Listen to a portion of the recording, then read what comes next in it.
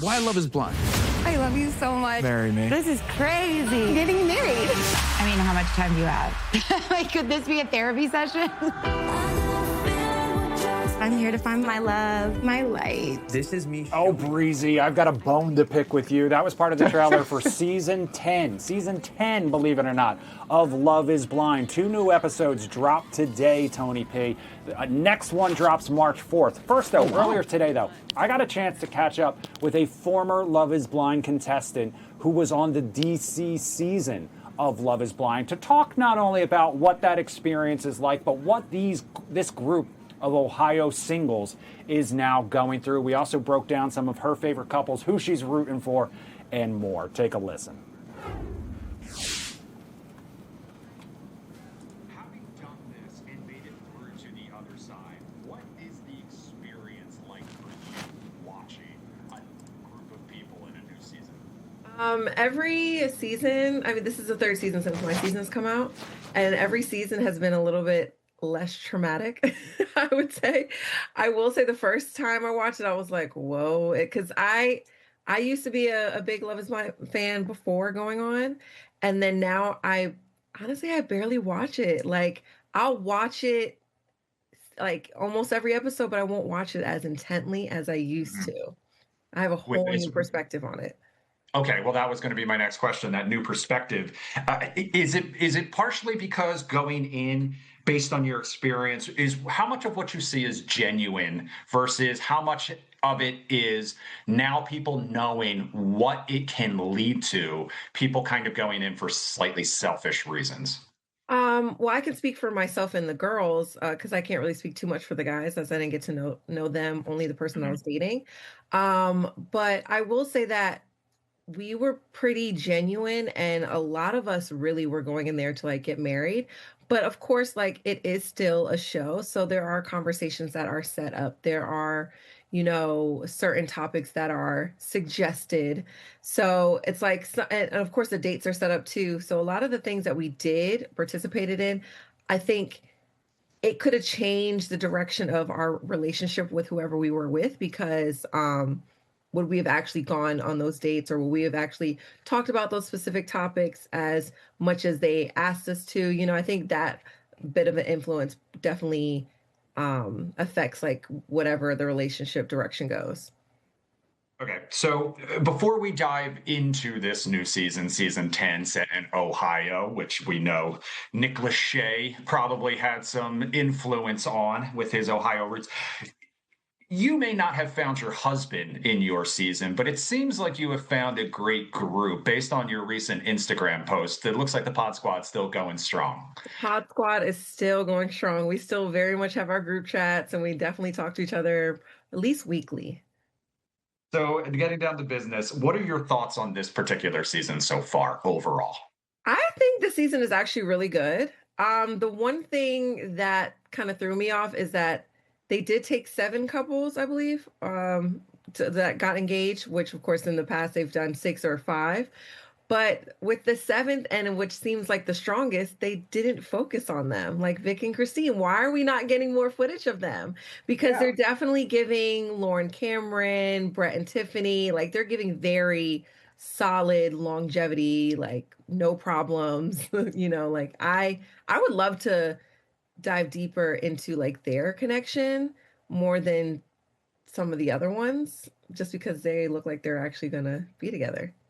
Yeah, I'd be very curious to, after the fact, kind of get more fan reaction to know whether fans are more invested in some of the like drama, or if they want to see these actual genuine human connections. Because, my wife and I watching this have had the exact same thought. And I know a lot of people on the internet have had the same thought as well. They didn't get to go to Mexico. They had to go to Malibu. The camera crew didn't follow them. A lot of it was self-shot. And I'm pretty sure they didn't even get set up with their own apartment. I know Netflix has said it was budgetary issues. They only budget for 6 people, but a lot of people have also pointed out, okay, now you've got the rights to a lot of new music. It's not that kind of Netflix jingle that we had in the past. We're getting some actual bangers, so maybe you should have reinvested that money somewhere else. You literally took the words out of my mouth, because I thought the exact same thing. I was like, I know they had said that to us because we had 7 couples that got engaged and only 6 of us were sent, because they didn't send Brittany and Leo. However, it's like they're screaming budget and they scream budget to us. But yeah, the music, the production, like they're getting way more I want to say expensive dates and like I just feel like there's more money put into production this year, which is great because that means the show's doing great.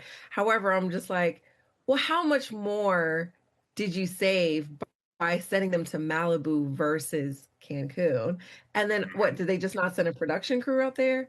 And I don't know, I just feel like it just doesn't make any sense to me. But I mean, hey, they're saying budget. Okay, cool. But maybe it was also like timing. Like they didn't have the bandwidth to like send a whole crew out there as well. That would have made more sense, but I don't know.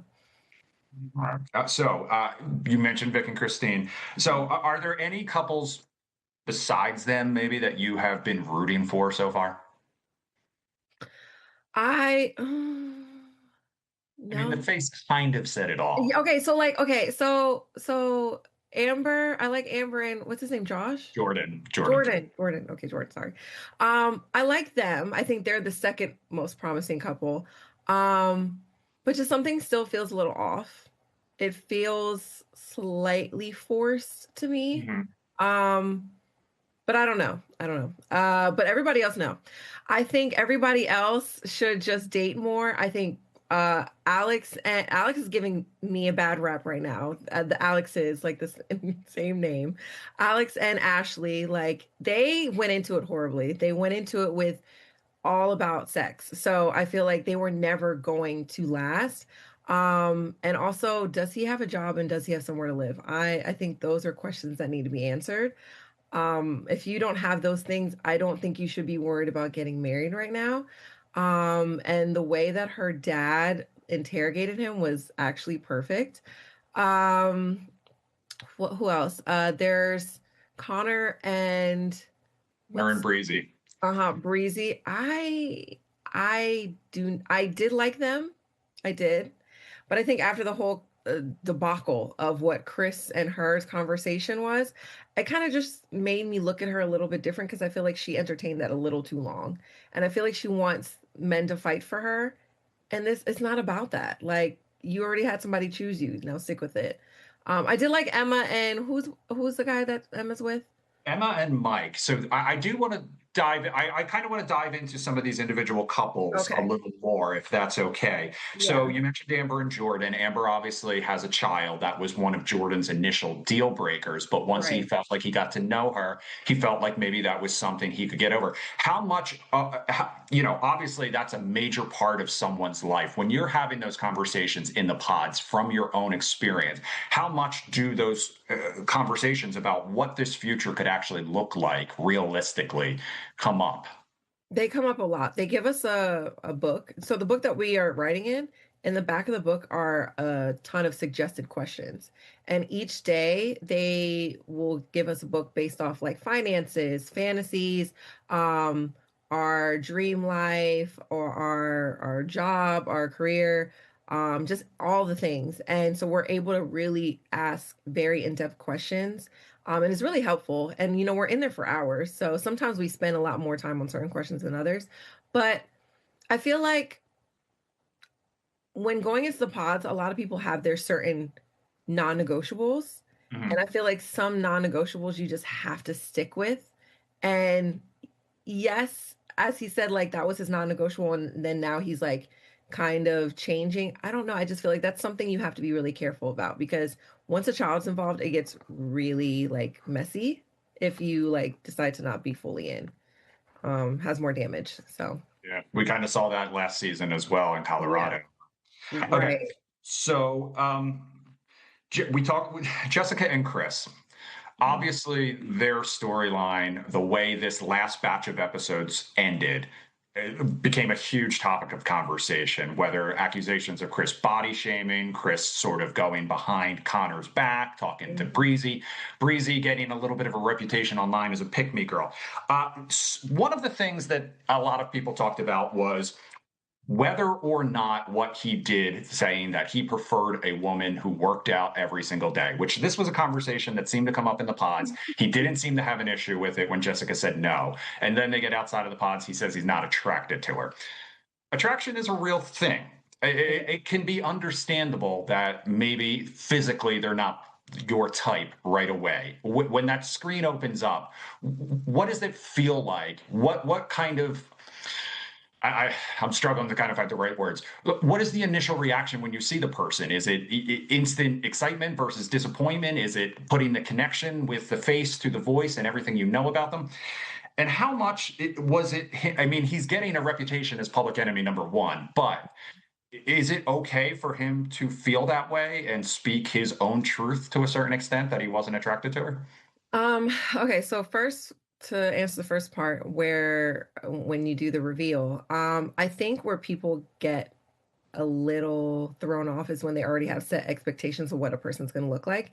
And they kind of mess that up when they start to ask in the pods, oh, trying to get an idea of what that person looks like, but also with just assumptions, with voice, trying to match a voice to a face and certain characteristics.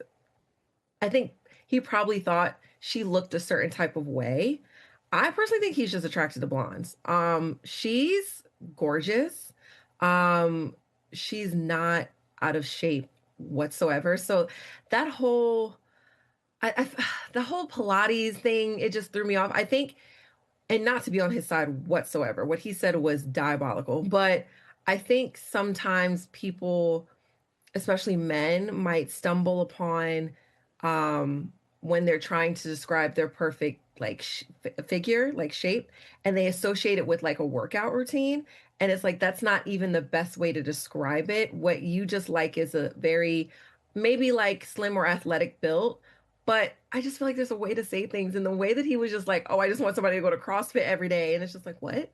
You want like a very built person? But I don't know. When you see Breezy and Jess next to each other, they're like the same size. So I'm like, I just think he just likes moms, honestly. The other thing that felt uh, it only came up between Alex and Ashley, and it only came up when Ashley's dad asked about it, is politics. Politics, obviously, I know we're based here in Washington, D.C., and I know that politics kind of looms over everything more than maybe it feels like it does in other parts of the world. But in today's dating age, for a lot of people, politics can be a major deal breaker. Do you feel like we didn't get enough discussions about politics and how people align? Because that can say a lot about who you are as a person when it comes to your morals and what you kind of plan on living your life like or raising children like in the future. Um, no, I don't, because I think they curated the show based off of that area. DC, they showed us talking about politics all day, every day, because we're in the nation's capital. So that's an alignment. That makes sense. But with Ohio, I think they talked about it as enough as they probably do in their own town. So No, that makes sense entirely. Emma and Mike, you said they were one of the couples that you were slightly rooting for, possibly. One of the things that stood out to me for a lot of the couples in the pods was the discussion of wanting to have children, whether or not someone would make a great mom. Obviously, with Emma in particular, it's a big storyline because she's very much on the fence about whether she wants them or not. Mike is going into it knowing that, but also saying he wants kids and kind of feels to a lot of people like he's hoping she'll change her mind. Can you talk to me a little bit about that aspect of their relationship? he's definitely hoping she changes her mind. He is going for like, oh, I think I can probably change her mind in like a year or two. I think she's speaking for more of a traumatic reaction just because she's the one that went through the surgeries. And I don't think she wants to put her future child or children through that, which makes complete sense. But I think it was very telling seeing both the families' reactions. Like you saw his family, and they were just very much kind of like in disgust. It seemed like why would you not want kids? Like how dare you? And then quickly, of course, change that. I think just to, like try to seem like reasonable. But I think they're also thinking what he's thinking. And with her family, the sister kind of came on a little strong with just saying like, oh, but I mean, if she doesn't want kids, don't force her. And I'm just like, I don't think that's what he's saying, but I think we all can agree that he is not compromising on that whatsoever. And I think they shouldn't even go down the aisle if she is still like on the fence of it, because it's just not fair to both of them. Oh, I agree entirely. All right, Alex and Ashley. Alex, like you said, he's kind of a close runner up behind Chris right now in terms of public enemy number one. Does it feel to you like he manages to say so much without saying anything at all? I feel like he is very, very rehearsed. I feel like a lot of these questions have been asked and he is just running through them so easily because he already knows what to say. It doesn't feel authentic. I feel like he at first I feel like he was running away from his problems or something, or he was trying to search for happiness in different places. But then I realized his mom's the same. So I think he just thinks that's normal. And so I really I appreciate how like honest I feel like he is honest on who he is, like, but I just think it's kind of just like, are you really saying that? But I think he really means everything that he's saying though. I also feel like he maybe has a little eye on Brittany at the same time after some of those Yes, he conversations that we saw in he Mexico. Brittany and Devontae are an interesting couple to me because and I'm only speaking for myself here. I think she had a different image in her head, Mhm, speaking to, kind of building that in your head of what Devontae may have looked like mhm. or, who he was. Do you feel like they have a genuine connection or a shot? No. I think she's hoping it works out more than he does. I mean, she said it herself. She said she feels like she likes him more than he likes her. And I feel like he keeps making excuses on certain things, but I just feel like when you're secluded with just the guys for so long, um and he's like not even he doesn't seem like he's even sexually attracted from her, especially when he wasn't around women for like 2 to 3 weeks. It's like now you have the time to be with your woman and she wants to be with you and now you're turning her down. I don't know, it's just kind of throwing me off. I don't think he's sexually attracted to her. I think he's trying to force himself to like her. He's trying to like force it all the way to the end, but ultimately if they go down the aisle, he's definitely saying no. Yeah, and it seems like a little bit of an introvert sometimes, which Yeah. I have to imagine is tough when you're in an environment like that with a lot of big personalities and cameras everywhere. Yeah, you can be, but I feel like he's different around the guys than he is around his own fiance, so it's throwing me off. All right, so let me ask you one final question on this topic. Do you believe love is blind? No. After my experience, no, absolutely not. I think there's a lot of things that need to be seen before anybody makes a final decision. I mean, attraction is a big thing, and I think you can fall in love with somebody without fully being attracted to them, but then there's just other things that come into play. So, So, having done this and now being here in DC and being a recognizable personality, how has dating changed for you? it's been weird. I tend to date guys that have never watched the show. If you've watched the show, most likely not going to date you just because I've had weird situations where guys will talk to me about the show and it just automatically gives me the ick and I just want to run away. So Tony P. 5 seconds left in the show. That is how a producer Love is times not it. blind. Thank you for joining us.